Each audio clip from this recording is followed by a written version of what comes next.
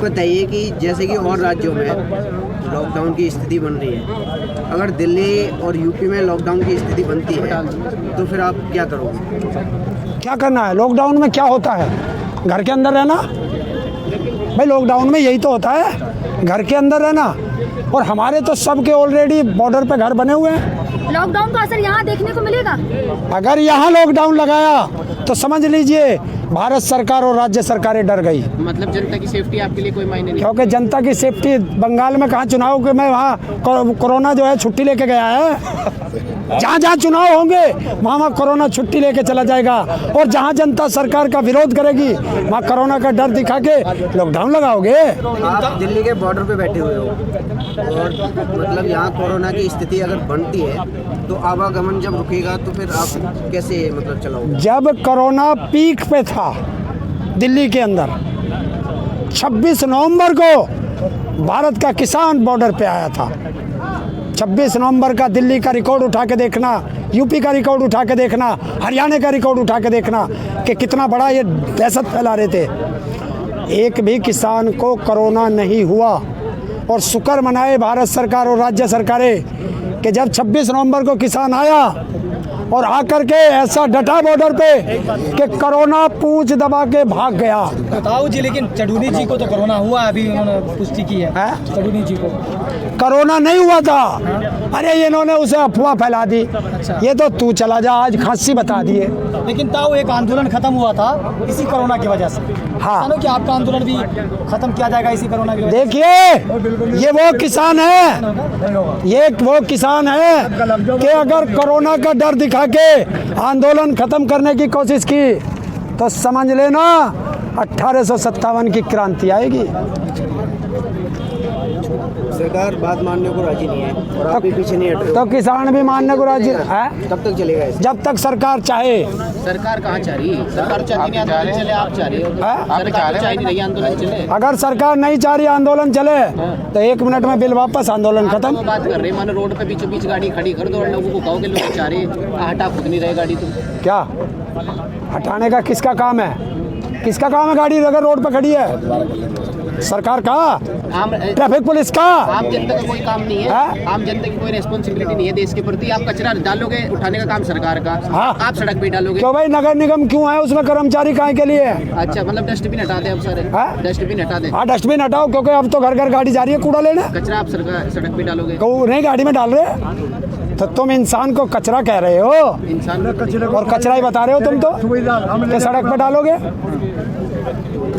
ताऊ आपने कहा 1857 की क्रांति आएगी, आपको पता है बहुत खून बहा था उसमें। तो क्या हो गया? उस समय किसका खून बहा था? इतिहास उठा के देख, ना कोई बीजेपी का मरा था, ना कोई आरएसएस का मरा था। इस देश का नागरिक ने तब भी शहादत दी थी और अब फिर शहादत देगा। 300 तो दे चुके, 300 से ज़्यादा। सरकार बताए कितनी शहादत है। किसान गर्दन कटा सकता है, वापस नहीं जाएगा। आपको लगता है कि आपके आंदोलन से बंगाल में कुछ फर्क पड़ेगा? पड़ना चाहिए, लेकिन बिल्कुल किसान को सोचना चाहिए कि आप बंगाल में लगे हुए हैं और सरकार बाकी के 4 राज्य जीतने के चक्कर में। देखिए, राजनेताओं का काम है चुनाव लड़ना, जीतना और हारना। सारे काम हमसे ही करावे। बता किसान कौन सा चुनाव लड़ रहा? आप ही तो कहते हैं कि बीजेपी को हराना है। हाँ, जीतने नहीं देंगे। अरे कोशिश कर रहे हैं। सारी बात आप ही बोलते हैं। बीजेपी को करो आपसे तब। मैं बता रहा हूँ, कल का सूरज तब निकलेगा जब बीजेपी हर बॉर्डर पे किसानों के कदमों में होगी। ईवीएम हटवा दो आज। ईवीएम अगर हटा दी जाए फिर आप बोलोगे कि ये मतलब उसमें घोटाला कर रहे हैं? ईवीएम हटाओ, देश बचाओ। आपको लगता है कि जब पर्ची आ जाएगी, तुम सोचो पर्ची से वोट चुनाव, फिर आप कहोगे कि ये पहले ही ठप्पा मार के बॉक्स बंद कर लेते? नहीं होगा, फिर ठप्पा मार के नहीं होगा। ठप्पा मार के 1-2 वोट घेर लेगा। यहाँ तो बटन दबाते ही सारी बदल दे। ताऊ 90 के दशक में जब ये पेपर से चुनाव होते थे, कैप्चरिंग बहुत होती थी, लूट लिए जाते थे। तो आज कितना हो गया? 31 साल हो गए। 31 साल में देश बदलते हैं। तो अब डिजिटल इंडिया बना रहे हैं मोदी जी, तो उसे मतलब फिर पुराने दौर में ले जा रहे हो? अरे डिजिटल इंडिया किस चीज़ में बनाया? बता बता किसमें बनाया? डिजिटली तो है। क्या बना? जाओ मोदी जी से कहो, अगर डिजिटल इंडिया बनाया है तो जाओ गूगल से रोटी डाउनलोड करके दिखाए। डिजिटल इंडिया रोटी के लिए थोड़ी है, और पढ़ाई के लिए। डिजिटल इंडिया पढ़ाई के लिए है। हाँ। डिजिटल इंडिया सुख सुविधाओं के लिए है। अगर डिजिटल इंडिया आप मोबाइल का इस्तेमाल कर रहे हैं तो सब्जी थोड़ी बना लोगे, इससे बात ही तो कर पाओगे। अच्छा तो डिजिटल इंडिया पढ़ाई के लिए है, फिर ये प्राइवेट स्कूल क्यों खोल ले? पढ़ लेंगे, गरीब मोबाइल पे पढ़ लेंगे। डिजिटल इंडिया दूसरी चीज सुन आपको ना अरे सुन, चंदा कैश में क्यों ले रहे हैं? आपको बता दो चंदा कैश में क्यों ले रहे हैं राजनीतिक पार्टियां? इस वजह से क्योंकि गांव देहातों में जो लोग हैं अभी भी काफी तादाद में लोग मोबाइल यूज नहीं बना रहे हैं। गांव देहात का कोई आदमी राजनीतिक पार्टी को चंदा नहीं देता। कोरोना काल क्या में- बात कर दी तुमने? कोरोना काल में- और एक काम और कर ले, अगर डिजिटली करा है आरटीआई के दायरे में क्यों नहीं ला रहे अपना चंदा? बताएं। कोरोना काल में डिजिटल इंडिया नहीं बचाया भारत को, नहीं, कुछ ने बचाया। क्योंकि सारी पढ़ाई ऑनलाइन नहीं हुई। कौन सी पढ़ाई हुई बच्चों की? किस पे था? बड़े घर के बेटे, उन पे 10-15 हज़ार रुपए के मोबाइल थे, लैपटॉप थे। भाई नेट कहाँ से लाए? नेट हजार रुपए का नेट आ रहा था, वो कहाँ से आएगा? कि झुग्गी झोपड़ी वालों को पढ़ाया? आप कह रहे बड़े बड़े घर के बेटे थे। आजकल आप जिसे देखेंगे हाथ में फोन है, तो ये कैसे कह सकते हैं कि बड़े घर के थे? आपके पास भी तो फोन है, स्मार्टफोन है। हाँ आप भी बड़े हो, आप भी आप भी अरबपति अरबपति हो। हो, है? आपके हाथ में फोन है। हाँ, मैं इतना बड़ा अरबपति हूँ कि बैंक में खाता भी नहीं है, इतना बड़ा अरबपति। जनधन योजना के तहत क्यों नहीं खुला आपने? हाँ? प्रधानमंत्री ने खुलवाया ना क्या? जनधन योजना के तहत सारे लोगों का खाता खुलवाया पूरे हिंदुस्तान में। मैं गया, सुन ले, मैं गया, मैं ICICI बैंक में गया, मैं HDFC बैंक में गया, क्यों नहीं खोला? रोक, सारे देश को प्राइवेट में कर रहा, हमारा खाता क्यों नहीं खुल रहा? यही तो जवाब है। सारी चीज तो प्राइवेट के बेचती। थोड़ी कर रहे थे, एक आप तो पहले गए थे। प्राइवेट का बहिष्कार करते प्राइवेट बैंक काहे के लिए है? किसके लिए है प्राइवेट? नहीं आप देखिए, मैं फिर कहता हूँ, प्राइवेट स्कूल आए सरकारी स्कूटरों की ऐसी की तैसी, प्राइवेट बैंक आए सरकारी बैंकों की ऐसी की तैसी, प्राइवेट मोबाइल आए सरकारी BSNL की ऐसी की तैसी, और जितना भी पैसा लेके भगे हैं प्राइवेट बैंकों की भी सब। अभी पीछे एक बैंक डूबा, किसने बचाया? आप और सुन, इस कोरोना काल में जब कोरोना तुम कोरोना बता रहे हो, कौन से प्राइवेट डॉक्टर ने सेवा करी? जिन सरकारी डॉक्टरों को, जिन सरकारी कर्मचारी को तुम नालायक कहते थे, उन्होंने ही तुम्हारी जान बचाई। ताऊ आप बोलते हैं कि 15 लाख नहीं आए, आपके लिए खाता खुलाया गया था, आप खाता खुलाए नहीं तो 15 लाख कहाँ से आता? सुन ले, तेरे खाते में आए, तेरे खाते में आए, वो चेक करते हैं। तेरा तो बैंक अकाउंट है, तू बता। तेरे पिताजी के खाते में आए हो, तेरे भाई के खाते में आए हो, 2000 तो आ रहा ना। तेरे चाचा के खाते में आए हो। किस्तों में आ तो रहे तो 2000 करके। कौन सा? हाँ सुन 2000 पे सुन, 2000 पे भी सुन, 6000 दिए साल में, 1888 का माल 800 रुपये में बिका, जिसके 40 कुंटल मुंजी हुई तो कितना गया?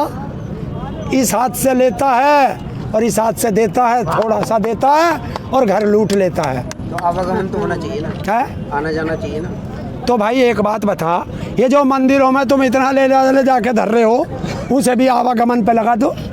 क्या ताऊ पूरा देश मंदिर के लिए लड़ाई किया, आप उसी को इनकार कर रहे हो? हाँ देख, जब देश पे मुसीबत आई, हमारे देश का कौन सा मंदिर खुला था, या कोई से ने लंगर लगाया हो, कोई से ने कुछ बांटा हो, मुझे बता दे, है कोई?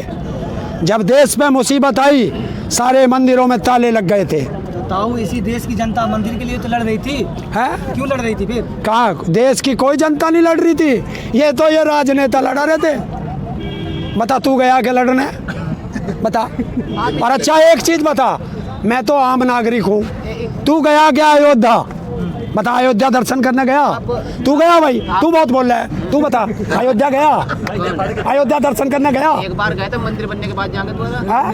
दर्शन करेंगे। अच्छा, बस एक बार कभी पहले बस गया ना तू? यहाँ जनता में झूठ बोल रहा। नहीं गया। अच्छा बता, तो मूर्ति का मुंह किधर को है? बता, पता रहेगा? बता किधर है? बता कितनी बड़ी मूर्ति थी? बता क्या फुट की है? नहीं पता, जब गया ही नहीं।